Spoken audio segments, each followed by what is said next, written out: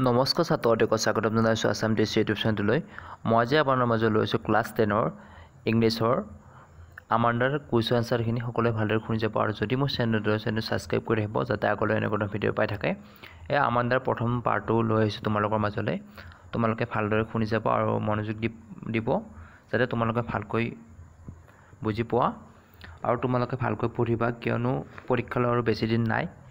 তোমালোকে সদায় কুৱেশ্যন আনচাৰখিনি মুখস্থ কৰি যাব, তোমালোকে অৱহেলা নকৰিবা। ইয়াৰ প্ৰথম নম্বৰ কুৱেশ্যনটো মই আৰম্ভ কৰিছোঁ। Who is the point of the Amanda? অৰ্থাৎ আমাণ্ডা কবিতাটোৰ কবি কোন সুধিছে। এনচাৰটো হ'ব ৰবিন ক্লিন, অৰ্থাৎ ৰবিন ক্লেইন হৈছে আমাণ্ডা কবিতাটোৰ কবি। Question number 2, Amanda is a dash. এনচাৰটো হ'ব আমাণ্ডা কোন, অৰ্থাৎ আমাণ্ডা কোন সুধিছে ইয়াত। আমাণ্ডা ইজ এ, এনচাৰটো হ'ব লিটল গাৰ্ল, অৰ্থাৎ এজনী সৰু ছোৱালী। যিহেতু যি কবিতাটোত আছে, কবিতা আমাণ্ডা এজনী সৰু ছোৱালী বুলি প্ৰকাশ কৰিছে। What is the meaning of স্লাউচিং?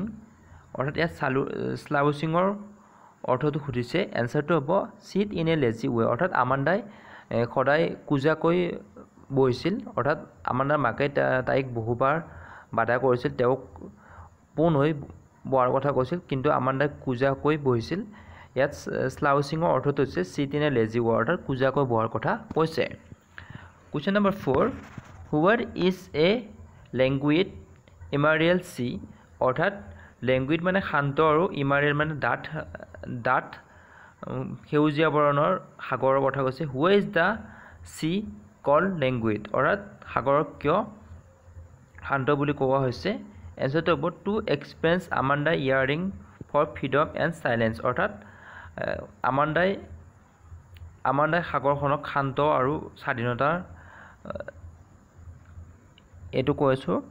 ইয়াত to experience Amanda's yearning for a freedom and silence, অৰ্থাৎ শান্ত বুলি এইকাৰণে কৈছে মুক্ত আৰু শান্ত অকলশৰ। অৰ্থাৎ আমাণ্ডাই এই সাগৰত অৰ্থাৎ জলপৰীৰ দৰে শান্ত আৰু অকলশৰীয়াভাৱে থাকিবলৈ বিচাৰিছিল। কবিতাটোত এইখিনি কৈছে, অৰ্থাৎ আমাণ্ডাই এজন জলপৰীৰ দৰে সাগৰত শান্ত আৰু নীৰৱে থাকিব বিচাৰিছিল, অকলশৰে থাকিব বিচাৰিছিল স্বাধীনভাৱে, যাতে কিয়নো আমাণ্ডাক মাকে বহু ধৰণৰ আদেশ দিছিল, কিন্তু আমাণ্ডাই সেই আদেশবোৰ পচন্দ কৰা নাছিল। সেইকাৰণে আমাণ্ডাই অকলশৰীয়াভাৱে ফ্ৰীডম অৰ্থাৎ শান্ত আৰু অকলশৰীয়াভাৱে নীৰৱে থাকিব বিচাৰিছিল, জলপৰী এটাৰ দৰে থাকিব বিচাৰিছিল।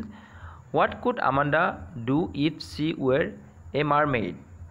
অৰ্থাৎ প্ৰশ্নত কৈছে যদি আমাণ্ডা জলপৰী হ'লহেঁতেন কি কৰিলেহেঁতেন?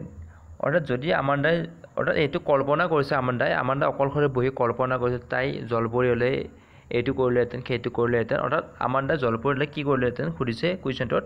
এনচাৰটো হ'ব be in a green C, অৰ্থাৎ তাই সেই সেউজীয়া সাগৰত বাস কৰিলেহেঁতেন বা থাকিলেহেঁতেন।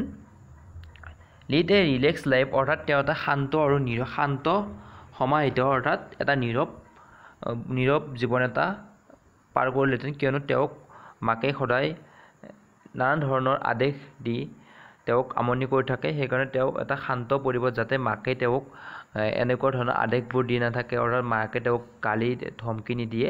সেইকাৰণে তেওঁ ৰিলেক্স অৰ্থাৎ এটা শান্ত পৰিৱেশৰ মাজত তেওঁ জলপৰীৰ দৰে থাকিব বিচাৰে। অৰ্থাৎ জলপৰী এটা যেনেকৈ থাকে, অৰ্থাৎ আমাণ্ডাই এজন জলপৰীৰ দৰে সাগৰত নীৰৱে এটা থাকিব বিচাৰিছিল, যাতে তেওঁক কোনো বাধা বা কোনো ধৰণৰ আদেশ, কোনো ধৰণৰ তেওঁৰ ওপৰত খং দেখাব নোৱাৰে, তেওঁ অকলশৰে থাকিব বিচাৰিছিল। ইয়াত প্ৰথম পাৰ্টত মই অৰ্থাৎ 5টা কুৱেশ্যন দিছোঁ, বাকী আৰু এনেকৈ 5টা 10টা দি থাকিম। তোমালোকে ভালকৈ পঢ়িবা আৰু চেনেলটো আগুৱাই নিব বুলি আশা কৰি আজি মই সমাপ্ত কৰিছোঁ।